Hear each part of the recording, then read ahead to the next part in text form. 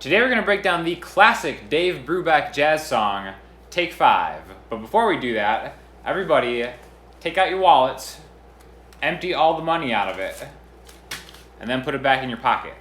And now that we've completed the jazz musician simulation, we're free to actually start the song.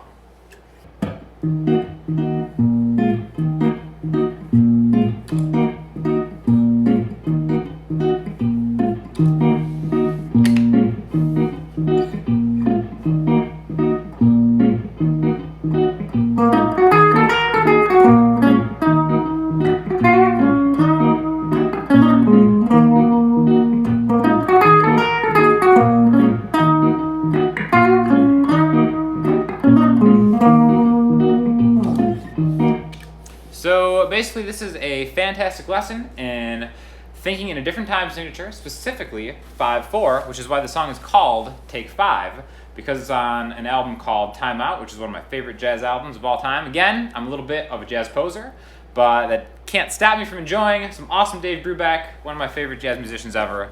And right away we're going to talk about counting in 5 and kind of getting that rhythm part down. So I was actually just doing it finger style. You can do it however you want, but it sounds like this. The main intro kind of part that goes through a lot of the song is just 2 chords. So we're going to start on the 6th fret of the A string. This is going to be an E flat minor. You play it minor, you play minor 7, however you want to do it. But basically we're going to take this bar chord, and this is going to be our first chord.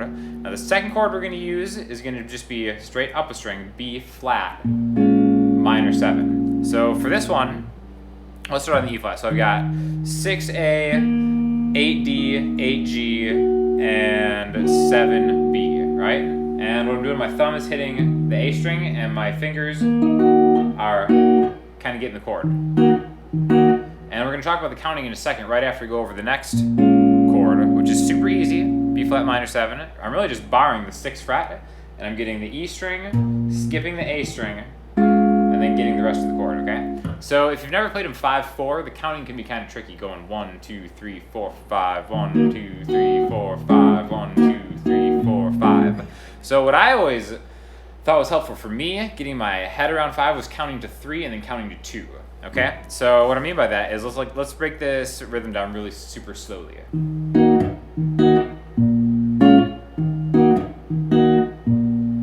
I can take that and kind of perceive it as 2 sections, like 1 of 3, 1 and 2 and 3, 1, 2, 1 and 2 and 3 and 1, 2. Now again, there's really no difference between that and 1 and 2 and 3 and 4, 5, 1 and 2 and 3 and 4, 5. But I remember when I was starting out, I had a lot of trouble counting to 5, and it helped me to count to 3 and 2. So again, if all of the downbeats are 1, 2, 3, 4, 5, or 1, 2, 3, 1, 2, however you want to count it, the offbeats are going to be the and. 1 and 2 and 3 and 4 and 5 and. And what's really important is the swing of this song to kind of get those upbeats in the right spot. 1 and 2 and 3 and 4, 5. 1 and 2 and 3. So it's not really super symmetrical as far as the downbeat and the upbeat go, but you really kind of just have to keep your ear open to 1 and 2 and 3 and 4, 5. 1 and 2 and 3 and 1, 2. 1 and 2 and 3 and 4, 5. 1 and 2 and 3 and 1, 2. However you want to count it, but sometimes it's easier to kind of break that bar 5 into a bar 3 and a bar 2. That's just my own personal opinion. And if you want to, you can just practice that first 3 count. 1 and 2 and 3. 1 and 2 and 3. 1 and 2 and 3. 1 and 2 and 3.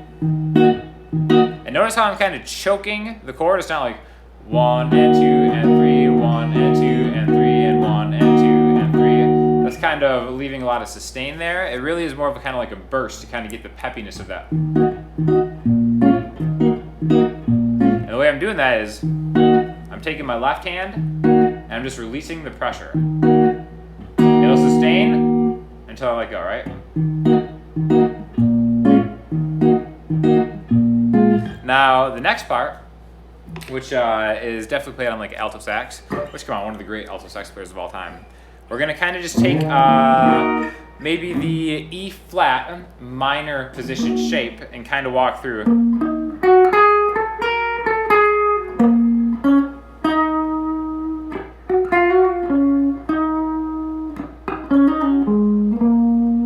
take those notes into a chromatic walk. So what I mean by that is, let's take the 11th fret on the low E string, which is the E flat. And if we play the minor scale, from there, we can start getting the notes that that main initial melody comes from. In fact, the first kind of run into the next bar comes from really straight up just a triad, taking the 1, 2, 3, 4, 5, 6, 7, 8, 1, 5, 8, and then into the minor third right here, which is the 11th fret on the G string. So if we kind of slow it down, it starts up with just a straight up arpeggio of the chords triad. Bum, bum, bum.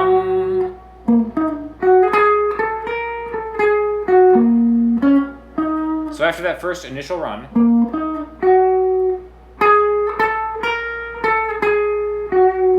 it's going to go into a chromatic walk. So after we get to the 11th fret, or the 13th fret of the G string,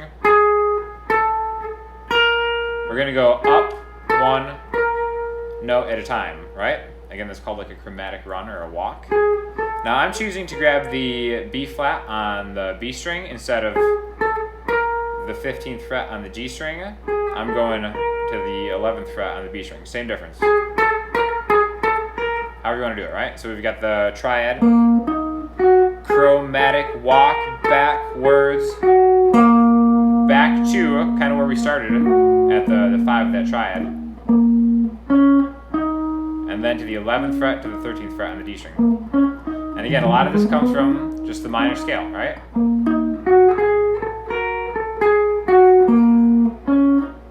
And there's where it kind of resolves. There's the octave, and then this little,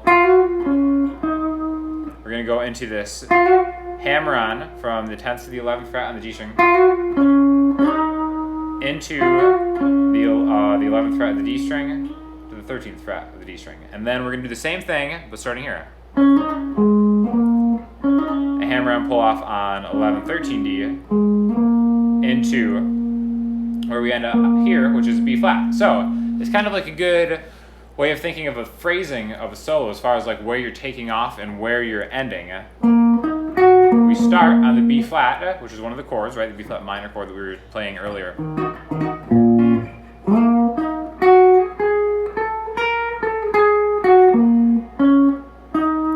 And then there's the other one, there's the E flat. So we're landing on that spot, landing on the E flat again, landing on the B flat. So it's kind of creating just really good phrasing. So it's kind of like something that you should be aware of, where your chords are and where those chord tones are on different parts of the fretboard. Even though this is kind of like a sax solo, the exact same rules apply across instruments. So anyways, definitely check out that entire album because it's my absolute favorite jazz album of all time. And if you have any questions, hit me up in the comment section, Instagram, Twitter, the website, and I'll talk to y'all soon. Thanks a lot.